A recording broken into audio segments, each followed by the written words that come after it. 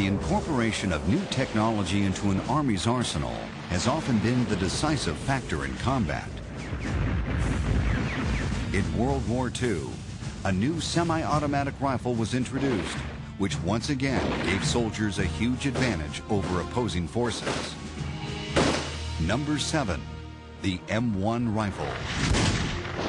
Created by John C. Garand, the M1 rifle served the U.S. Army from 1942 through Korea and to the beginning of the Vietnam era.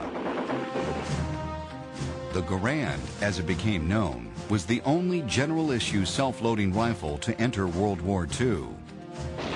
The German and Japanese soldiers were still struggling with turn-of-the-century bolt-action rifles.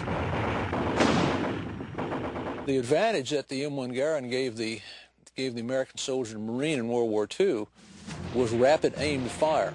With a bolt-action rifle, one has to manipulate the bolt for each shot. With the Garand semi-automatic rifle, the only thing the soldier Marine had to do was squeeze the trigger.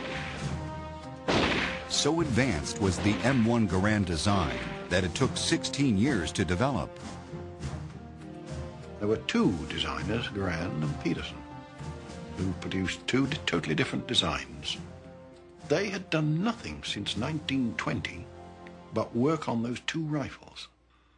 They'd made them, they'd torn them to pieces, they'd fired them, they'd broken them, and every time they started again, it got a little bit better.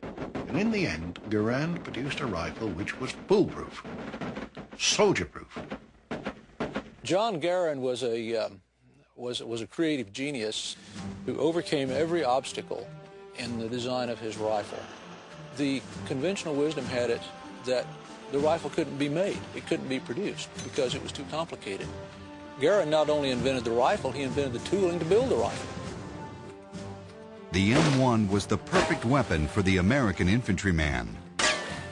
Accurate, powerful, and very reliable. No praise was too high for the Garand. George Patton stated that the M1 Garand rifle was the greatest battle implement ever devised, and certainly up until the time, that was a true statement.